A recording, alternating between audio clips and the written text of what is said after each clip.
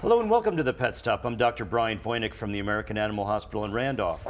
So, you have a new puppy. What now, you might ask? Puppies will of course be puppies. They're expected to have accidents in the house and chew just about everything in sight, but teaching it the basics is not as hard as it may seem.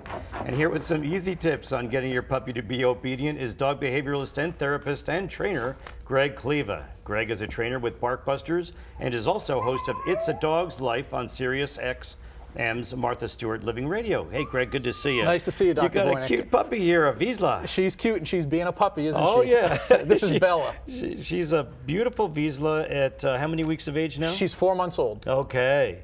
And a great example here to be, and also we had mentioned that she had some roundworms, and the owner was surprised because the stool sample was negative. Well, the stool sample most likely was very accurate, but in different parts of the life cycle. That's why we repeat fecal samples often with puppies, because they can oftentimes come up negative because the worms are immature. So Typical easy for puppies, to treat. though, right? Absolutely typical. Absolutely true. So why is training puppies so important, and when should we start? Well, you know, you want to make sure that you're giving a puppy education so that potential problem behaviors don't become bigger problems when the dog gets older. So sometimes with our puppies, like nuisance barking, for example, sometimes puppies will, we say, well, their puppy behaviors, they'll outgrow it, or it won't be a problem later on in life, like the barking or like the mouthing and nipping or chewing our socks.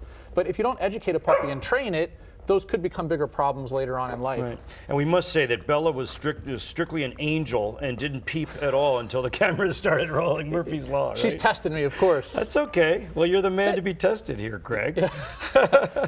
So tell us about the different stages of the critical periods of development. The first is human socialization. Tell us about that period. Yeah, one of the most important parts of training a puppy at a young age are these, what I call critical periods of socialization, where what a puppy experiences from the time we bring them home at about 8 weeks of age through 6 months, even up through a year, is essentially going to be a period of time where what the puppy learns during those periods is what's going to stick with her for the rest of her life.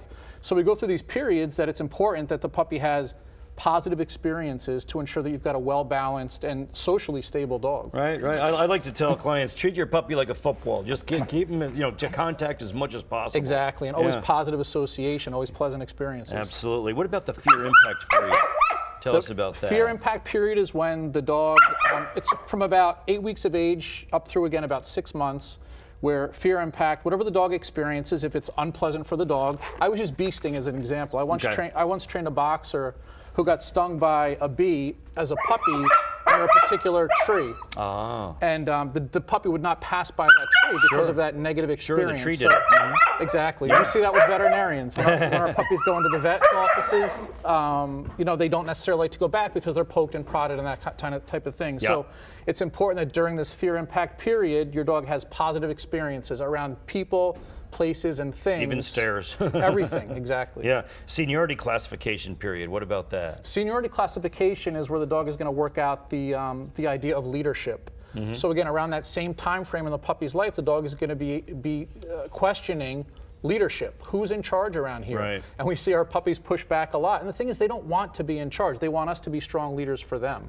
So essentially what happens is the dog questions that. Are you going to be in charge or am I? And if I'm going to be in charge because you're not showing me leadership in a dog way, then I'm going to have to make the rules. And I don't necessarily have to learn from you or listen to you. So here's where we get problems with behavior and training. Sure.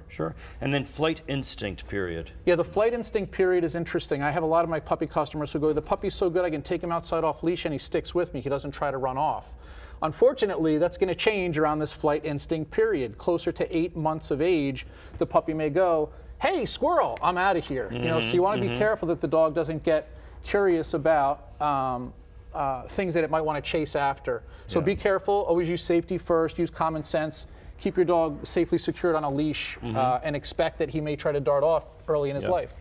And God forbid, to get hit by a car in this period. So that's really important. Huge safety reasons, absolutely. Housebreaking, obviously, we have to correct, and also coming when called.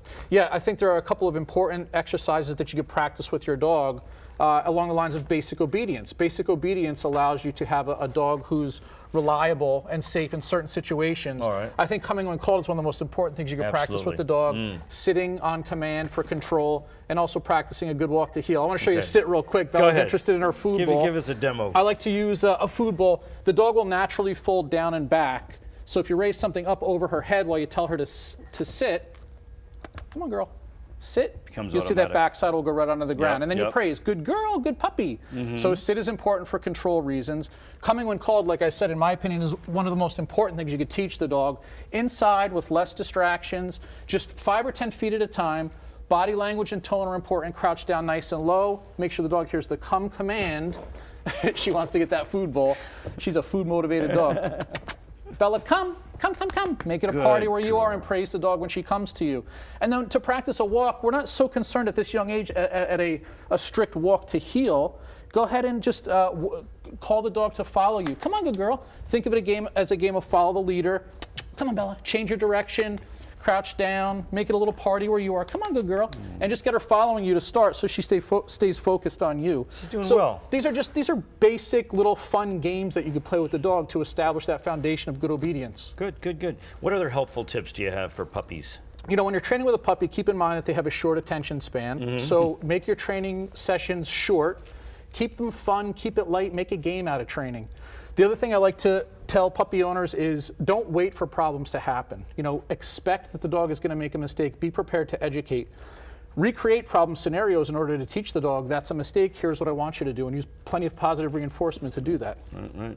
And always, monitor your dog as closely as possible. Know that right after they eat, they're going to poop shortly afterwards. Supervision is expect key. that. Take them out, do the right thing, and then don't put them back inside, and don't let them use the house for a bathroom. Absolutely. Housebreaking is important. Okay, Greg, great to have you. Thanks for those tips. Thank you so much, Dr. Great Boynick. job with the Wiesla. Thank you very much. She's a sweetie. She makes it easy.